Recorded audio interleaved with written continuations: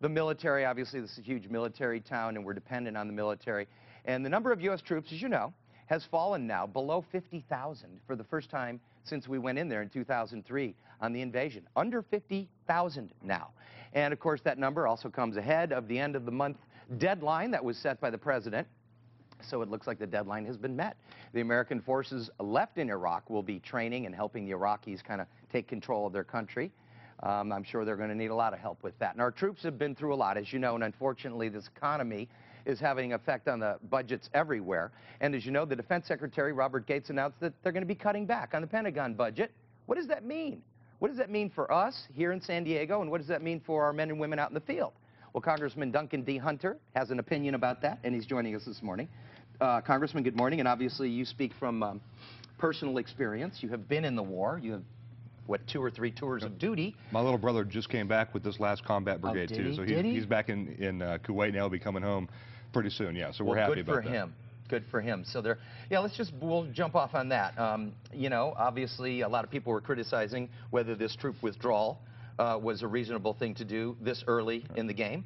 And it looks as if maybe the Iraqis are ready to take over. What do you think? People criticize everything. They were actually criticizing the big surge, which got us to this point where we can now pull out. I think this is a fantastic thing. It's time for the Iraqis to stand up on their own. We've done a whole lot over there. Yeah. American treasure, American lives. We've had some great people fighting for us, and now it's time for them to take over, and that's what this is enabling us to do. Yeah. Now, some of these troops that are so-called coming back, they're not going to be back for a long time. I mean, a lot of these guys are just going to go straight to Afghanistan, aren't they? Probably, yeah. Probably they're going to go straight to Afghanistan. And what's unfortunate, too, when you talk about the unemployment rate here in San Diego is around 10%. California's around 12.7%. Yeah. For veterans, 22, 23-year-olds, guys getting out after they've been in for 4 years, it's around 40, 50%. It's extremely high for them. Yeah, they obviously need a lot of support, you know, as they come out of the war zones. But let's talk about the budget, and that has, you know, kind of leads into the budget situation. Robert Gates, who of course is the defense secretary for George W. Bush as well, and now is the defense secretary, he's a holdover, is saying that it's time to cut the budget. It's time to find places to cut the budget. And I think if you're an average American person and you're looking at how much money is being spent on the military, and you hear about the $500 coffee pots or whatever it is, you think there's a lot of waste in there. What do you think about cutting the military budget at this time? It's the wrong time to do it. You know, we always cut defense after major wars, and we're always ill-prepared. Remember the whole problem we had with flak jackets and armored Humvees in 2001, 2003 time frame? That's because President Clinton had cut defense on a big scale. Yeah. That's happening now. So picture this. Picture every cabinet secretary sitting around, Secretary of Labor, Education, Transportation. They're all sitting around. President Obama says, you all get more money. We're going to spend more taxpayer money. We're going to spend on all of you, except for you, Secretary Gates. We're going to cut defense, and we're going to do it during wartime. You need to cut national security. That's what's happened with this administration. I think that their emphasis and priority is in the wrong place. We've spent so much, whether it's cap and trade, stimulus money, cash for clunkers, all of these different things. We've spent trillions of dollars on, but we're going to cut the thing that keeps us safe here at home. We might be unemployed here in America. We might have high unemployment rates, but we're still safe from the Islamic jihadists, and that's because we're over there fighting, I think. So this is the wrong time to cut military spending. But I think you would agree that the military is evolving, and the types of wars that we're fighting are evolving, and maybe more technology would be in order as opposed to a lot of troops on the ground. But that's more expensive because the drones and things like that. More R&D. But I would say this too. I would say Russia. You know, people think that Russia's a nice country now, and they're trying to help us out. Russia just supplied Iran with enriched uranium.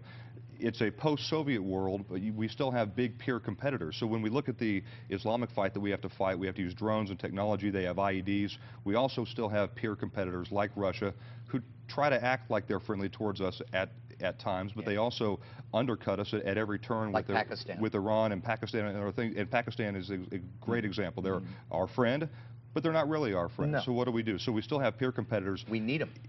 It's tough. We have to spend money on the old type of stuff, tanks and artillery, and we also have to spend money on drones and technology. We have multiple wars we have to fight in multiple places, and we're keeping the rest of the world safe. Unfortunately, it falls on us to do that, and we've been doing it for about 50, 60 years now. Yeah, we have. All right. Well, let me ask you, since we touched on Iran here, you know, we saw the pictures of that madman over there, whatever he is, you know, right. He's pounding his chest or whatever he is. And he puts up this thing. He looks like a James Bond character or something. He's like this gold missile with the, this drone. And he's like, I'm going to conquer the world. What are we going to do about this guy? Mahmoud Ahmadinejad Yes. is a crazy man. And it's unfortunate. We're putting Israel in a position where they're probably going to have to take care of us. It's like Secretary Gates said, it's not a matter of if Iran gets a nuclear weapon, it's when. And that's a pretty scary thing for us, because we've had terrorists now. We've been facing them since 2001, but we've never had terrorists with nuclear weapons. And I think it brings everything to a whole nother level. And it's a pretty scary time, frankly, when you think about Iran having nuclear weapons. Not that they're going to launch one from there and hit us, but they'll have them to be able to sell them. Dirty bombs, suitcase bombs, things that we talk about that we read in like Tom Clancy novels. Sure. Yeah. They actually exist. That stuff could actually come to life if Iran gets a nuclear weapon. So, well, like you say, I don't want to be doom and gloom, but it's scary. Yeah, it is scary. Yeah. The guy's scary. Yeah. And they, like you said, they loaded up their nuclear plant, so they now possibly have the materials to begin that process. And they have the drone, where they claim they have cruise missiles attached to it. And a total nut job president. Yeah. So we need to get him. Yeah, we have to go out, but we're not going to do it. I'll tell you that right now. Take care of the administration, I don't think, is going to do it. I think Israel's going to have to do it, and we're going to have to back up Israel. Yeah. No matter what happens, we're going to have to support them if they have to go into Iran to save their little bitty postage stamp nation that they have sitting there surrounded by dictators. Yeah. All right, before we let you go, it looks like Boehner, I guess it's John Boehner, the minority leader, is basically calling for the entire economic team for President Obama to step aside. His quote is, "It's time to let the grown-ups in charge." Hey, Dan. A bunch of kids? Can we do worse than we're doing now? The stimulus package passed 18 months ago. Stimulus package passed.